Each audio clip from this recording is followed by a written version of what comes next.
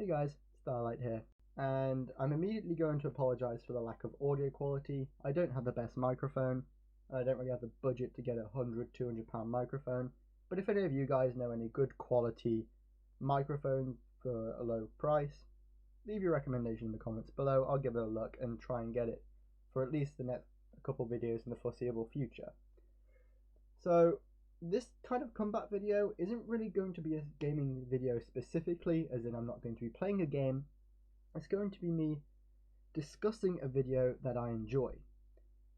For this video, I'm going to be discussing the recent changes Blizzard are making to Hearthstone. Hearthstone is a game I've been playing since Witchwood, so I'm a fairly new player, but I think I played the game long enough to have at least some valid opinions on what the future of Hearthstone looks like. So, recently Blizzard announced that they're trying to reinvent class identities. And they also announced that these two cards, Vanish and Mind Blast, do not fit into those class identities and so are being moved into Hall of Fame. Now, these recent changes Blizzard have made, I think, are bloody phenomenal. Not only have they showed us that nothing is safe from being Hall of Famed, because they put Baku and Jen and all the other odd even cards into the Hall of Fame, but they can drop a Hall of Fame whenever they think the game needs it. You know, before it was just the most powerful classic cards that are never going to rotate out are going to in the Hall of Fame because it's too unfair in the standard format. Now it's just any card that they don't think fits or / too powerful from any set can just go, and that's like, wow, you know, they could just instantly take one card that's too strong and it just never gets seen again. It's kind of scary because it does mean that obviously people could put £200–250 into a deck. If you happen to put that much money into a deck, by the way, I feel bad for you. And then their deck just gets Hall of Famed. But it also means that there's a less chance of prolonged degenerate combos being in standard, so I like it.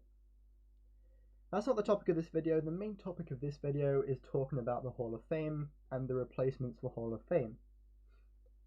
So, the first one is Vanish, and when I saw this I was like, oh my god. Because Vanish is arguably Rogue's best removal option. It has been since its inception, and it is now, in my opinion. They do have Vendetta, and they do have, you know, Sap, but I don't think I'll miss this. You know, it's not very fun when you're against a rogue to think, I hope my opponent doesn't return all my board to my hand next turn and makes me overdraw. It's really not fun to play around that every turn. Or at least try your best to, because it's near damn impossible to play around this.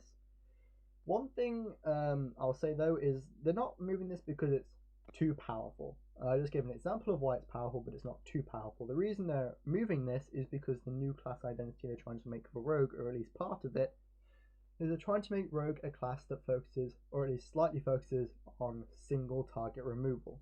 Vanish obviously does not have anything to do with this, because returning all minions definitely does not mix with that, and to the owner's hand is not destruction, it's just good old removal. And in some cases even better than just destroying things, because you can make your opponent overdraw. Now what's interesting to me about this is, yes, Vanish is a powerful card, I won't miss it, it's getting moved because it doesn't fit with the new Rogue class identity. What's interesting to me about this is they've completely ignored Sap, and yes, Sap does match the single target removal thing, but the specific wording of the new class Rogue identity in that sense is single target destruction, not removal, it's destruction. And Sap doesn't destroy, it returns something to the hand. And that kind of thing, you know, they just ignored that. I guess, you know, you could also say that the reason they ignored that is because that's really, you know, it's either that, Fan of Knives, or Vendetta. So removing them both would have been way too hard on Rogue, which is already an underperforming class as it is, especially after the Rogue nerfs. So it kind of makes sense why they didn't remove Sap as well, and why they opted to remove this, especially. But, you know, I won't miss it. it was annoying to play around this every turn when people did play it, so that's that. The other one is Mind Blast, and again this is being removed because one of the weaknesses they're trying to push for playing Priest is a lack of immediate face damage. And Mind Blast goes against that in every way possible. It was also the center of some degenerate OTK decks like Malagos. You could just get loads of Malagos, loads of Velen on the board, constantly revive them until you got your Mind Blast and just deal like 60 damage face easy. And that kind of thing being removed, I don't mind it being removed. That's fine with me. Although I don't think it really deserved it based on power. If anything, I'd rather they hit Malagos. Malagos has been asking for a Hall of Fame for years now. But again, they're not doing this because of that. They're doing this of its power. They're doing this because it doesn't mix with the Priest class identity. So it makes sense. Now, what's more key for me here is the replacements they're putting in. Not because they're good, because they're so damn underwhelming. You have the replacement here for Vanish, Plaguebringer, which is a 4-mana 3/3 with Battlecry, give a friendly minion poisonous.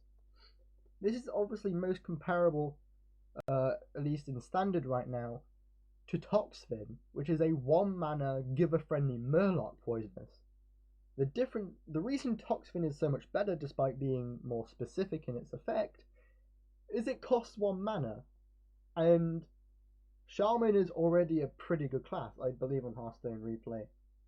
It may have changed since I last checked, but it's the 4th best class, which is decent. With a win rate that is much higher than 49% or slightly above even 50%.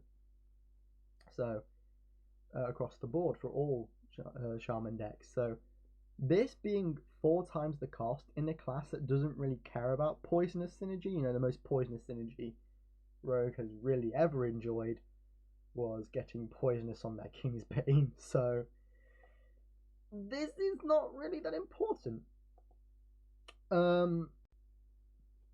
Yeah, this is very underwhelming. You can't even play this in Wild because the best Rogue deck in Wild, probably really the only good Rogue deck in Wild, is Odd Rogue.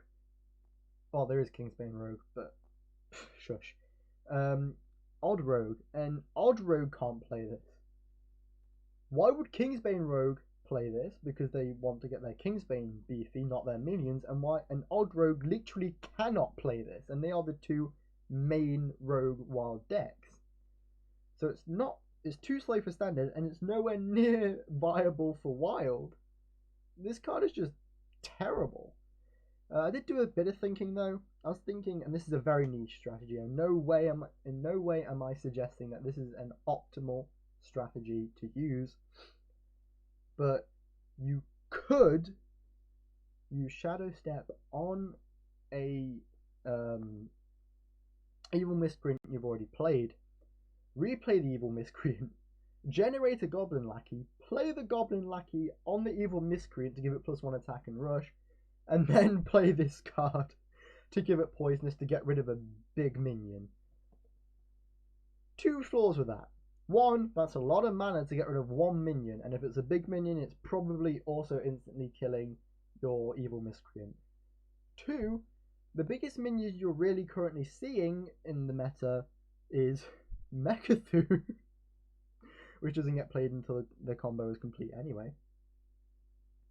Magnetics, which tend to be really sticky, will blast Master Boom. So, who cares, right? Who cares about the poisonous? No matter whether you're playing standard, wild, you don't care about this card at all. Even if you're playing stall rogues, which is like, why? That's a good meme. Good job.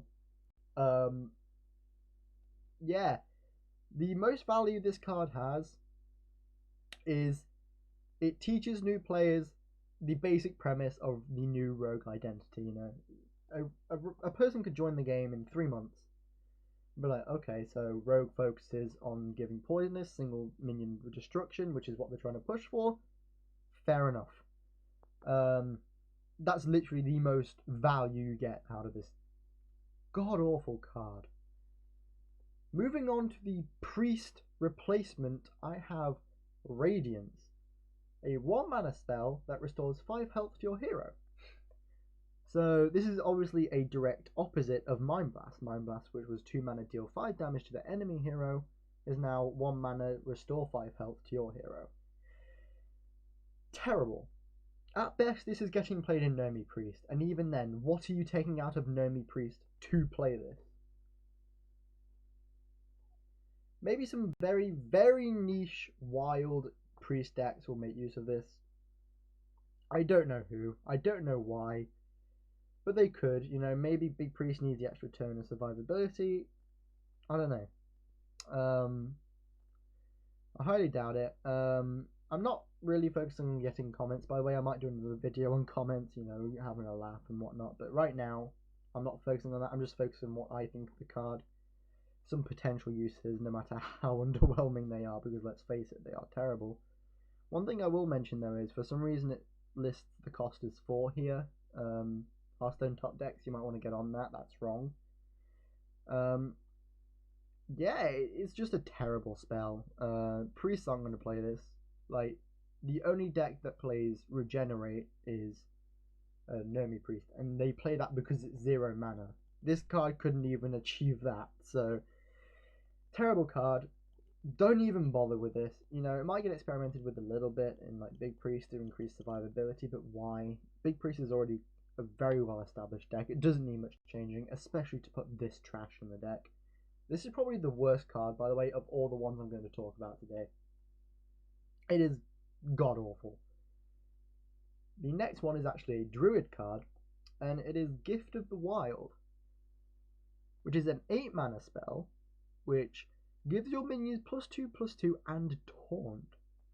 You know them token Druid games where you're like, you know what I really need right now? An 8 mana buffing spell. That would just make my day. Why? Why does this card exist? This card does not need to exist. You know, it has some benefits, I guess, if you want to make your token Druid deck worse, but play an okay buffing card. Sure, but you know, maybe you want to play this in your heal Druid. I don't know. Go wild. That's not a pun, by the way, or at least not an intentional one. +2/+2 and wild. Wild. +2/+2 and taunt. It's not good for 8 mana, especially in a deck that tends to cap off 8 mana with summon 5 minions, you know.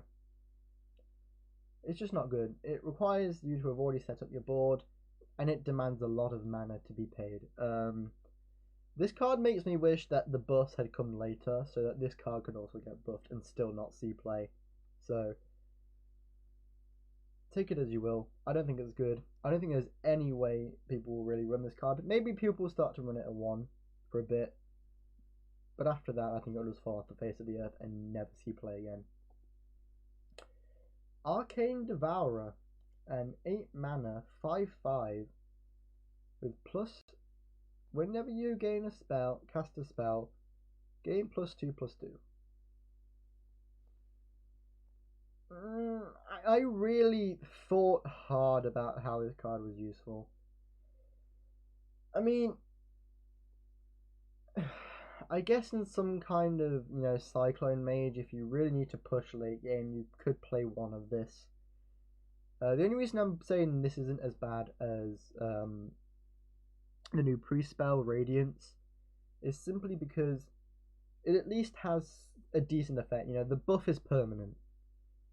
This card permanently gains +2/+2 on a 5/5 every time you play a spell while it's on the board, and that could be pretty good for aggressiveness. You know, one of the things that Cyclone Mage lacks is a good amount of aggression. They need to control and they need to burn to win, but this card could give them that aggro advantage that they need. You know, by no ways am I also saying that this is a good combo, but you could also potentially run this in Token Druid. It's not good in Token Druid, but you could. And maybe this would have synergy with Power of the Wild. Sorry, Gift of the Wild. Don't, first of all, but if you want to play a meme Token Druid, go ahead. Play this in Gift of the Wild. I would love to see that. Also, I'm just going to mention before I go forward, I don't really have a proper editing software to edit this video with, so if there's any bumps or stalls in my or stutters in my voice, I'm sorry. I also don't have an efficient way to edit that out. I'm brand new back into YouTube. I don't have all the complex stuff that a major big YouTuber would have, so I apologize for that. But if you don't like it, go away, alright? It's up to you. Moving on. Righteousness. God, I really want a good priest support. Not priest, paladin. I really want a good paladin support. This is not that. This is as far as you can get from good paladin support. The only way you could get farther is if you had give your priest minions +1/+1. You know, that would be as the only way you could get further from good support. This could have been 3, maybe 4 mana, but no, it's 5 mana. And for what reason? Give your minions Divine Shield. I don't care about that. Those are like what, a 2/3 cost minion that did that a couple years ago, and that still like saw some play, but not a lot. You know, and now you're trying to push a more expensive version of that that does almost as much, that does slightly more than the slightly played minion from a couple years ago. On a spell, it's just not good. Again, it's better than Radiance because at least Divine Shield has some synergy with Paladin. But other than that, this card will never see play. Even with all that synergy, unless they literally push a deck whose main focus is get as many Divine Shields as you can and push for game, which is going to be very hard for them to do. This card will literally never see the light of day, ever. This is that card that you open, showing your pack, and you're like, I wish I just got Wisp. Moving on, Siegebreaker. This is trying to be a Zulok card, but isn't. That's the best way I can explain this. This is a failed Zulok minion. It's taunt your other demons have +1 attack. This is the other card that I really thought about. Like, you know what? This could actually have some decent playability in, you know, Shuffle Lock, Plot Twist Warlock, whatever you prefer to say it as. This could have some synergy in Plot Twist Warlock, Shuffle Lock, whatever. Because, you know, you wouldn't mind getting this off Fel Lord Betrug. You'd love to get this off Fel Lord Betrug and make all the trades and be really, really good at it. But then it's like, would you rather have the Death Rattle of another good minion? Or would you rather have this card? And I think, honestly, you'd rather have the Death Rattle. I don't think there is a world where you'd prefer this over the good Death Rattle in Plot Twist Warlock. You know, it's the same reason people don't play Leroy in that deck, despite the fact that it has charge which goes over the rush. They'd rather just have the good Death Rattles for the combo. Next one, this is actually, I think, probably the best of all the cards they announced. This is probably easily the best card. SI7 Infiltrator. 4 mana, 5/4. Battle Cry. Destroy random enemy secret. Oh, I'm just going to also say, if I don't talk about the minion stats, it's probably because it doesn't matter. If the card's already bad enough without the stats, there's no point in talking about the stats because there's very little chance of making it any better. The reason this card is actually decent is because currently over all ranks, not any specific set of ranks, at least on Hearthstone Replay, the highest win rate deck right now is Secret Hunter. So, you know, this is decent. Unfortunately, Secret Hunter only makes up like 10, maybe 20% of the ladder, but Actually, probably not even that much. Probably more like 5-6%.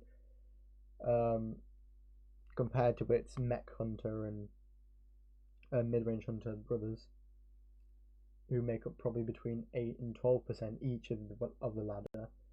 This card could see some play if secrets ever properly go off, if Secret Paladin ever becomes tier 1, if Secret Hunter gets played a lot more than it currently is. This card I could see getting teched into a lot of decks. But it obviously wouldn't be used in Hunter because they have a lot of better cards. They just have better cards. They'd rather just go face and play this kind of card. But yeah, this could be teched into some decks to get rid of those super powerful secrets. You know, the Rat Trap. Maybe it could also be played in slower decks like Warrior, because one of Warrior's... this would actually be a good control card for Warrior, just thinking about it. I just thought of this. It's a decent Warrior control card. It just is, you know. For those few matchups you get up against Secret Hunter, you know, the win rate against Secret Hunter isn't terrible anyway, but it would certainly improve with this, at least one of this card. But then it's also like, what would you remove from Control Warrior to put this in?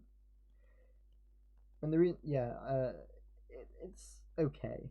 It will see some play, I think. I think it will see quite a bit of experimentation. There's not really much you can experiment with, but I think we will try it and then quickly realise, you know, there's not enough Secret Hunter or Secret Paladin on ladder for this to matter. But this at least, like, hits secrets from being too powerful in the future.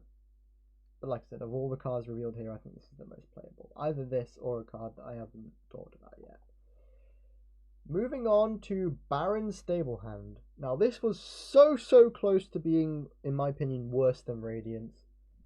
This is probably the second worst card. It's a 7 mana 4/4, which is like, no. People didn't play Arthas because it's 4 mana 2/2 with extra, even with the extra value. So why would people play a 7 mana 4/4? Yes, it's instant value, but what if you generate Springpore off this? Like, great, you got a 5/5 for 7 mana. Congratulations, you played yourself. The one thing I'd be interested in hearing is if this could summon the Animal Companion beasts. I'm willing to bet that it can't. But I mean, I guess it wouldn't be... If it could, then it wouldn't be that bad to get the one-off Leok. Obviously, I'm only talking about Hunter because what other classes playing this? I don't even think Hunter would play this, but... You know, just thinking. There are some decent beasts out there, you know, you wouldn't mind to get the War card. The card from Rastakhan, the 5/7 Taunt Rush. I can't remember, that name doesn't come to mind at the moment, but you wouldn't mind getting that card. That would be a pretty good card to get from this. It was like Amani Warbear or something like that. But again, you could also get Springpore, which is only good if you play it from your hand. So you could also get Shimmerfly, which isn't terrible. But yeah, I'm trying to think of like really bad beasts you really hate to get. I suppose there aren't really any really god awful beasts, at least that come to mind, that you'd hate to get every single time with this, but even then, you still feel bad about getting the 6/6 for 7 mana. Even if it was like Scavenging Hyena, you wouldn't like that, so it's okay, but it's not ever going to see play. Now we have the 2 legendaries that got announced to replace Jen and Baku. Number 1 is Brightwing. It's a 3 mana 3/2. With Battlecry, add a random legendary minion to your hand. Now this is probably one of the best cards revealed. I'd say maybe the 3rd best. Behind SI7 Infiltrator and the other card I'm going to reveal. Simply because it's a 3 mana 3/2, which is okay to play on curve, and you get extra value out of it. Yes, you could generate that 1 Millhouse Mana Storm, but if you play this card in Golden, you could also generate that Golden Deathwing, which is like great means. You know, you could also generate that Golden Leroy, which is like, wow, that's amazing. Like, even if you're playing a control deck, you wouldn't mind generating a Leroy. And not to go mention, it's got a dragon tag. Just having the dragon tag makes it so much better than if it didn't. Or so much better than if it would have like the totem tag or, you know, the beast tag. Well, beast might be slightly better, who knows. But dragon, with it being a dragon, with it being a decent card on curve, with it potentially giving you a game-winning legendary minion, I think that this is probably the third best card of all of them released. But there's also too many bad drops to get from this that I think that it's hindered. So yeah, it's okay, but could be better. And the last card, which I think has a spot for the best card released here, though it's still not amazing, is High Inquisitor Whitemane. It's a 7 mana 6/6, so like 7 mana 7/6/8. Sorry, I can read, I promise. A 7 mana 6/8 with Battle Cry. Summon all friendly minions that died this turn. This has a numerous amounts of uses. You could trade a bunch, then play this, get them all back. You know, you might get your Huffer, then do a bunch of trades, and then get the Huffer back, and then charge face. I could see, you know, mid-range decks potentially playing this because they play a lot of low health minions. And then they also wouldn't feel bad about trading their Scavenging Hyena and then just instantly bringing it back, you know? Fair enough.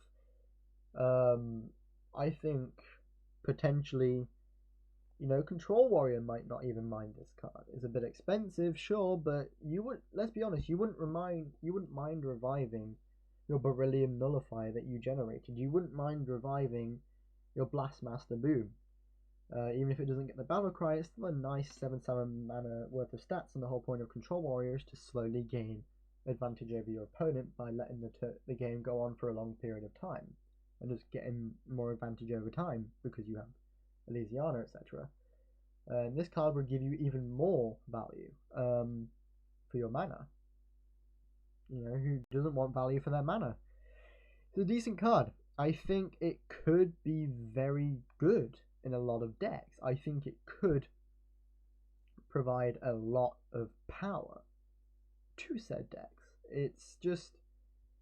It's a worse Kel'Thuzad. Alright, let's get the elephant out of the room. It's a worse version of Kel'Thuzad. And I think it matches potentially with SI7 Infiltrator in terms of the best card in the set. Simply because SI7 Infiltrator can be teched into decks, and it's still, even if your opponent isn't playing a secret, a 4 mana 5/4 is still phenomenal on curve. And a 7 mana 6/8 is pretty good stats, and then you're getting potentially up to 6 minions worth of value. Obviously that will almost never happen, but even then, even if you get like 1 or 2 minions worth of value, it's pretty good. So I think I can't decide between these two for number 1, but whichever one is number 1, the other one's number 2. In fact, anyone watching this video, let's vote on it, alright? Put in the comments, do you think SI7 Infiltrator is better, or do you think High Inquisitor Whitemane is better? And while you're at it, do you agree with my top pick? And if not, what else would you choose? Honestly, I'm kind of leaning more towards the SI7 Infiltrator, just because it's a better tempo play for decent stats, and could be good against one of the highest win rate decks right now. So I'm leaning more towards that. So yeah, just take your votes. You know, it won't really lead to anything. I'll count them, and you know, maybe I'll announce it in my next video which card won. Give your list. I'll put my list in the comments of this video, and then you guys can decide whether you agree or disagree. Anyway guys, this is my video on the recent changes to Hearthstone. I really hope you guys enjoyed, and I'll see you in the next one. See you guys.